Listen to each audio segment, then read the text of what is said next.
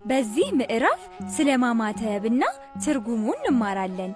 ማማተብ ማለት በትምህርተ መስቀል ወይንም በመስቀል ቅርጽ አምሳያ ጣትን አዘጋጅቶ የእግዚአብሔርን ስም እየጠሩ ከላይ ወደ ታች ከግራ ወደ ቀኝ በማንቀሳቀስ ሰውነትን መባረክ ማለት ነው።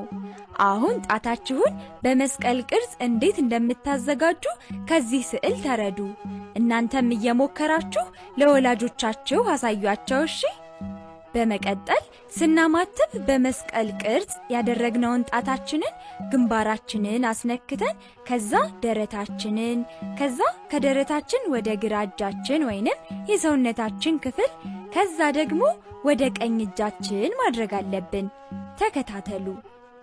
በስመ አብ ወወልድ ወመንፈስ ቅዱስ አሃዱ አምላክ አሜን እንላለን። ልጆች የዚህ ትርጉም ምን እንደሆነ ታውቃላችሁ? ጌታችን መድኃኒታችን ኢየሱስ ክርስቶስ ከሰማየ ሰማያት ወርዶ ከእመቤታችን ከቅድስት ድንግል ማርያም ተወልዷል ስንል ከላይ ወደ ታች እናመለክታለን። በሲኦል የነበሩትን ነፍሳት ወደ ገነት የማስገባቱ ምሳሌ ደግሞ እጃችንን ከግራ ወደ ቀኝ እንወስዳለን ማለት ነው። ልጆች የምናማትብባቸው ብዙ ምክንያቶች አሉን። የሚከተሉት ጥቂቶቹ ናቸው። አንደኛ በመስቀል ምልክት ሰውነታችንን ለመባረክ፣ ሁለተኛ ጌታችን ያደረገልንን ውለታ ለማስታወስ፣ የዓለም መድህን የኢየሱስ ክርስቶስን መውረድ መወለድን ለመግለጥና ነገረ መስቀሉን ማለትም አምላክ በመስቀሉ የፈጸመውን የድህነት ሥራ ለማሰብ እናማትባለን። ሶስተኛ ደግሞ ልጆችዬ ሰይጣንን ለማባረር ነው። ይህ አስፈላጊነቱ በጸሎት ጊዜ ሕሊናን የሚዋጋ ክፉ መንፈስን አጋንንትን ለማባረር ነው።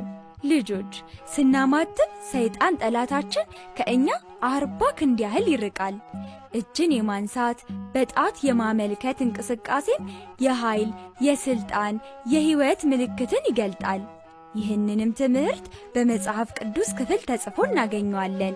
የሉቃስ ወንጌል ምዕራፍ 11 ቁጥር 20 ላይ እኔ ግን በእግዚአብሔር ጣት አጋንንትን የማወጣ ከሆንኩ እንግዲህ የእግዚአብሔር መንግሥት ወደ እናንተ ደርሳለች ይለናል። እኛ ክርስቲያኖች በትምህርተ መስቀል የምናማትብባቸው ጊዜያት እንዳስፈላጊነታቸው ብዙ ናቸው። ዋና ዋናዎቹን እነግራችኋለሁ።